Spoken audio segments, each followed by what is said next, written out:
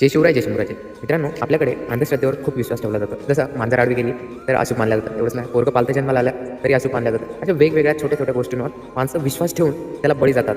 मला त्यांच्यासाठी एक सांगायचं आहे, छत्रपती शिवाजी महाराज यांनी अंधश्रद्धा कशा प्रकारे मिटवली. बघा, पूर्वीच्या काळी मूल पालथं जन्माला आलं तर ते अशुभ मानलं जायचं. तर टायमाला म्हणजे खूप काही वाईट मानलं जायचं. झालं असं की छत्रपती राजाराम महाराज हे पालथे जन्माला आले तर स्वराज्यात वेगळीच खळबळ उडाली आणि वेगळा म्हणजे अशुभ संदेश पसरायला लागले. तर छत्रपती शिवाजी महाराज यांनी कशा प्रकारे अंधश्रद्धा मोडून काढली. बघा, तर त्यांनी त्यावेळेस काय बोलले ते, तर आमचे राजाराम महाराज हे पालथे जन्माला आले याच्यासाठी की ते दिल्ली पातशाही हे पालथी घालतील.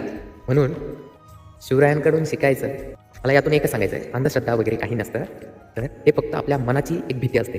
आणि पुढे चालून राजाराम महाराजांनी किती म्हणजे दिल्ली पातशाहीची किती म्हणजे हे केली, वाट लावलेली आणि आपला स्वराज्य सुखी केलं.